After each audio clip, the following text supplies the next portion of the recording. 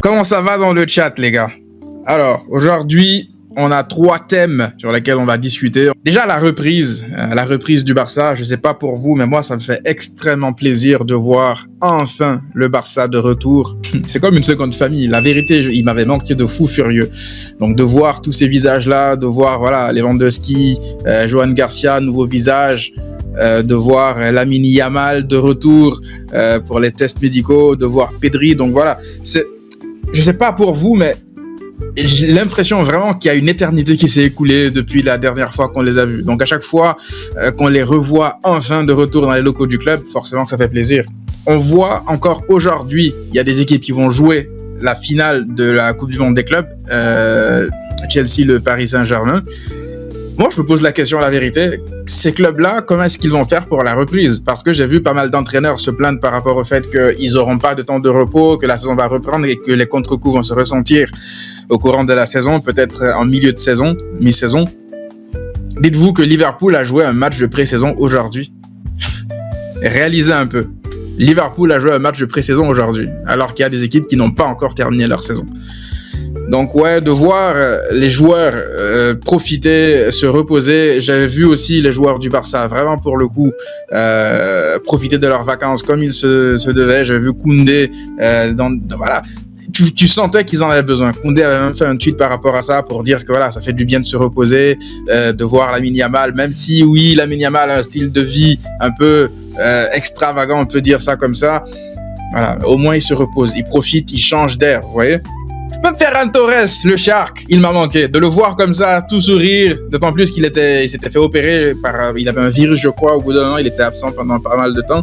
Donc de le voir en santé comme ça, j'ai hâte de le voir, lui, cette saison, Ferran Torres, la vérité, parce que ce qu'il a montré vers la fin de saison dernière, allez, pas fin de saison, quasiment toute la saison, à chaque fois qu'il sortait du banc, il était intéressant. Donc ça fait plaisir de revoir tous ces joueurs-là motivés à entamer une nouvelle saison. J'espère que tout le monde va bien dans le chat. Installez-vous pour les gens qui viennent d'arriver. On est en train de parler de la reprise du Barça, d'enfin revoir les joueurs du Barça.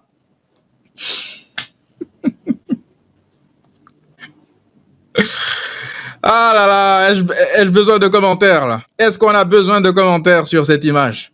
Ouais, moi, pour vous dire la vérité, il me fait un peu de la peine, vous voyez, parce qu'à chaque fois, c'était le premier bouc émissaire, à raison, parce que ses prestations sur le terrain, c'était à mourir de rire à un moment donné.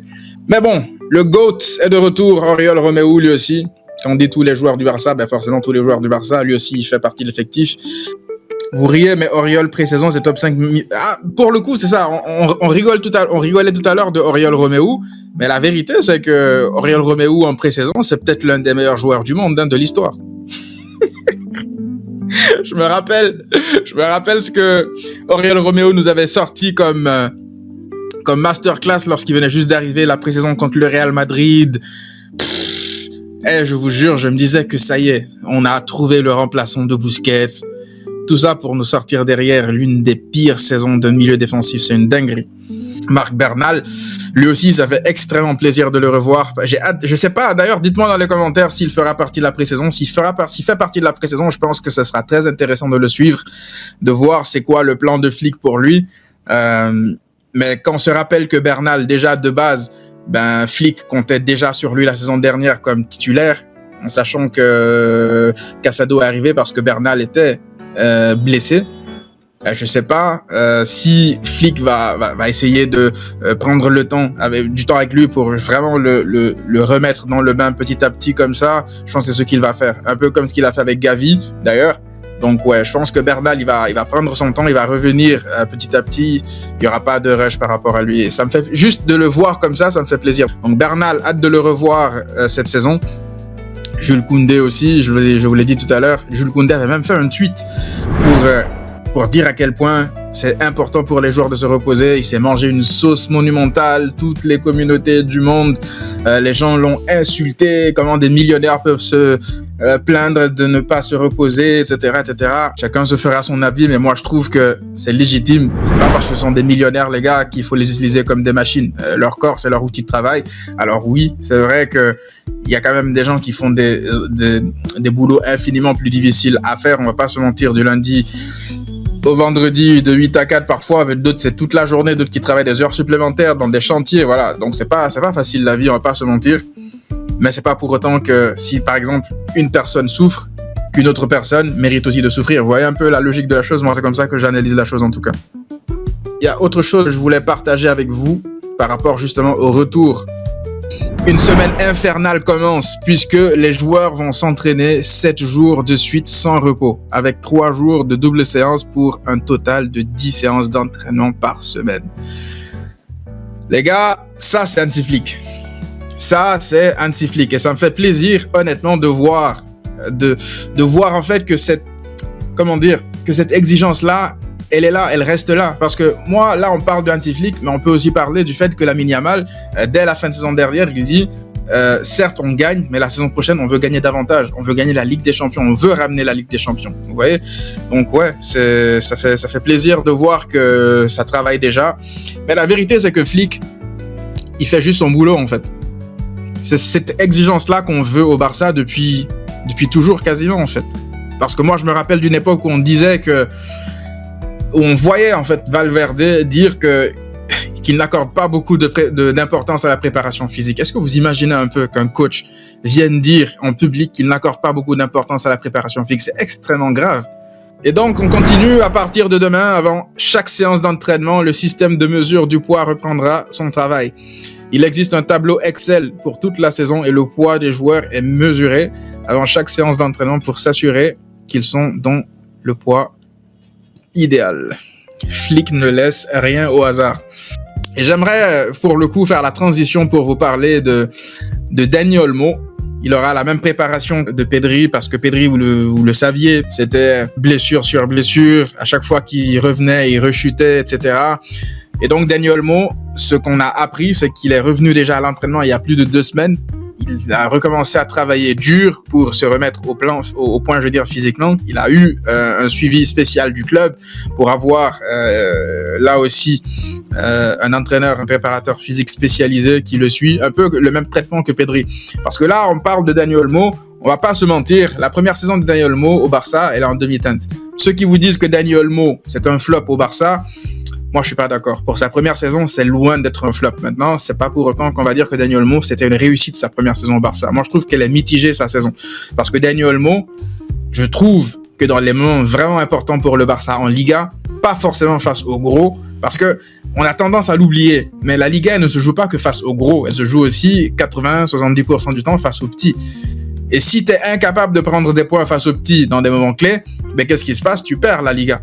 Et c'est important ce que Dani Olmo il a fait pour le Barça cette saison, parce qu'il a permis au Barça de gagner cette Liga dans des moments ultra clutch. Parce que je me rappelle de son but contre Las Palmas. À chaque fois que le Barça avait des difficultés, il a surgi dans les petits espaces pour marquer des buts importants. Contre Mallorca, c'est lui qui marque le péno. Non, pas le péno. Il me semble qu'il marque... il marque au moins 3 à 4 à 5 buts qui sauvent le Barça, qui ramènent vraiment les 3 points. Je me rappelle de son premier match contre le Rayo Vallecano. Donc voilà. Est-ce que c'est suffisant? Non, on va pas se mentir, ce n'est pas suffisant.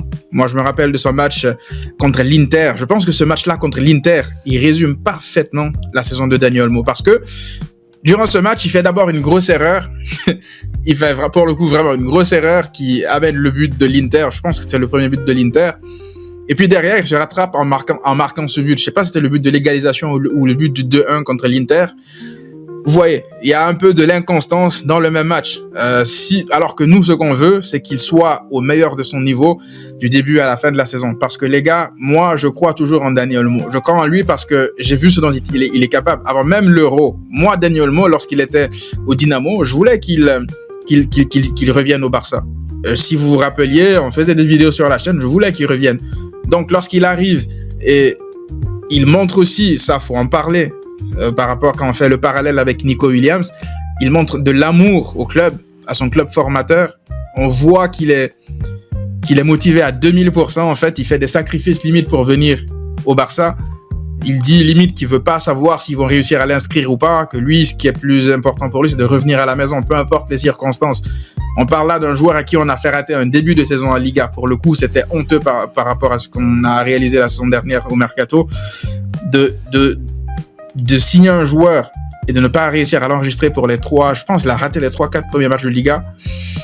Ça, pour le coup, c'était, en termes d'image, j'espère qu'on n'aura plus à revivre un truc comme ça, parce que moi, j'attends beaucoup ce début de saison. Si jamais le Barça a les mêmes problèmes en termes d'enregistrement de joueurs et tout, là, on va ouvrir certains dossiers, parce que oui, c'est vrai qu'on avance dans le bon sens, on essaie d'améliorer certaines choses, mais on peut pas non plus tout le temps nous dire que ça y est, on est revenu au 1-1 et que derrière, ce n'est pas le cas. Donc, au bout d'un moment, qu'on soit honnête aussi avec nous. Donc, oui, je pense que cette saison, j'espère qu'il n'y aura pas de problème par rapport aux enregistrements. C'est la base, en fait, c'est le minimum. On n'est pas censé être là à parler de ça. Vous voyez un peu? Donc, je vais vous parler de Dani Olmo ici parce que voici le type de joueur pour lesquels tu veux te battre, en fait.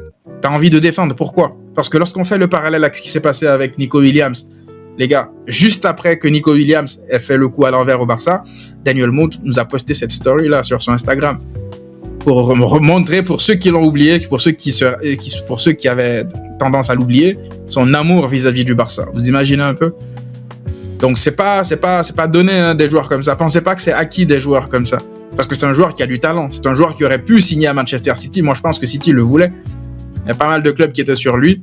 Il a préféré rentrer à la maison. Donc, moi, je peux comprendre les gens qui en attendent plus de lui. On va pas se mentir, on peut toujours en attendre plus de lui. Mais dire que ça y est, c'est un flop, oui, c'est frustrant parce qu'il se blesse. Il a jamais eu, en fait, aussi cette constance-là de pouvoir enchaîner à chaque fois, de pouvoir faire 1, 2, 3, 4, 5, 6 matchs de suite sans avoir un pépin physique ou alors un problème d'enregistrement. Donc, le rythme, peut-être qu'il l'a jamais trouvé au cours de la saison. Donc, forcément, la saison prochaine, moi, je m'attends à ce qu'il montre largement plus, vraiment largement plus.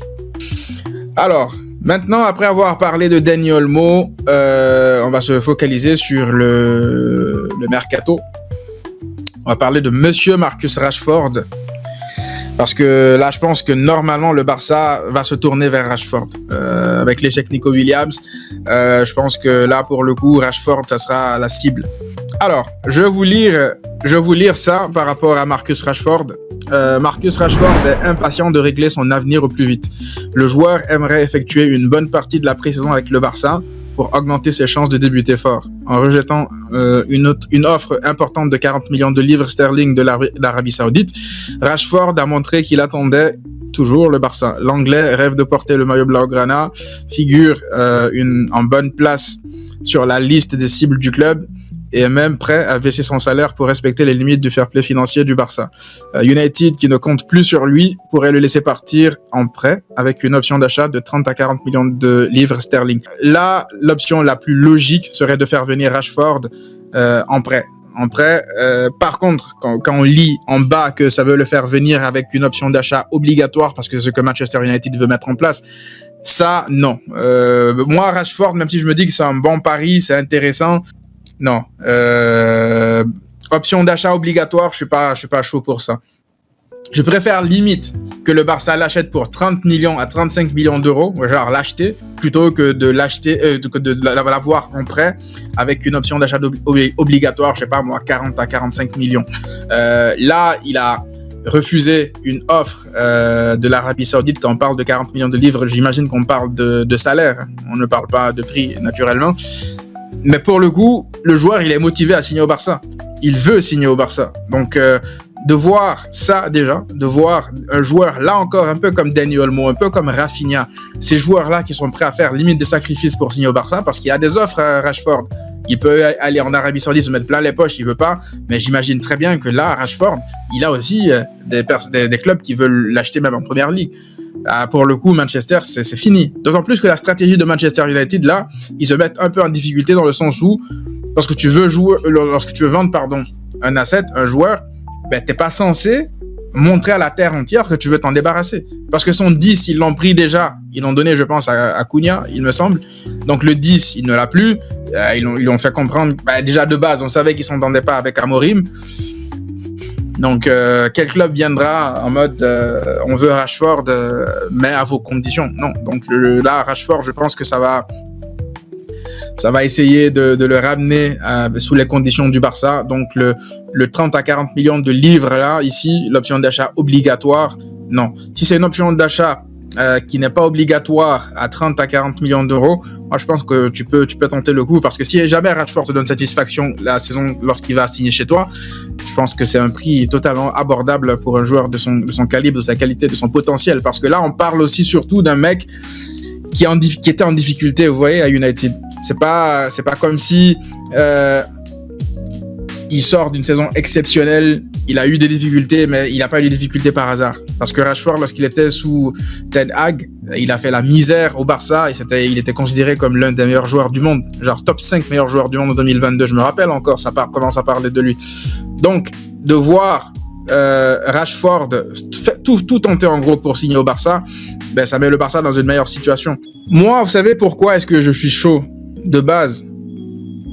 Pourquoi je suis chaud par rapport à Marcus Rashford? C'est parce que Hansi Flick le veut.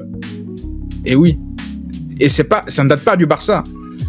Pour ceux qui savent, pour ceux qui suivent un peu l'actualité, depuis le Bayern, il me semble que Hansi Flick voulait Marcus Rashford. Ça fait très longtemps qu'il cherchait à recruter Marcus Rashford. Parce qu'il connaît le potentiel, il connaît le talent du bonhomme, il connaît son potentiel, il sait ce qu'il vaut. Donc juste, moi, vous savez, Hansi Flick me dit demain qu'il veut garder Oriol Romeu pour l'essayer pour X ou Y raison. J'aurais des réserves, naturellement, parce que je connais Oriol Romeu, on sait ce qu'il nous a montré. Après, faut se dire aussi qu'il y a des joueurs, il y a des contextes qui font que. Parce qu'Oriol Romeu, à Girone, c'était loin d'être un peintre, vous voyez. Donc, si jamais, supposons Flick, il le voit aux entraînements et qu'il se dit « Ouais, je veux bien le garder, parce que c'est une option en 6, par exemple. Peut-être dans un match de Copa ou dans un match face à un petit. » Ça va pas me choquer.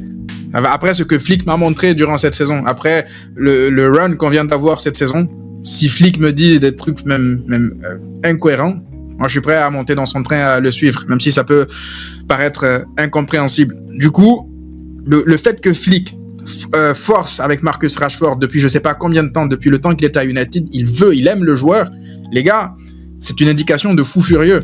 Imaginez ce que Flick peut faire de Marcus Rashford, juste le fait d'imaginer ça. Parce que moi, je me rappelle que Rafinha, avant que Flick n'arrive, ben, tout le monde voulait le vendre à Barcelone. Tout le monde voulait le vendre pour acheter Nico Williams. Et Flick a fait de Rafinha l'un des meilleurs joueurs du monde. Rafinha, la saison qu'il vient de faire, elle est all-time.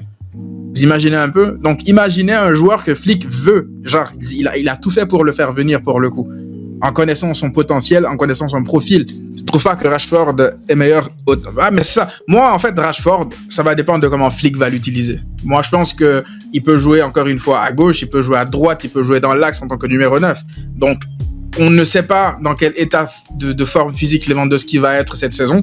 Donc, avoir Rashford comme option, je dirais pas que c'est du caviar, mais au moins c'est une très très belle option quoi, dans la situation dans laquelle tu es.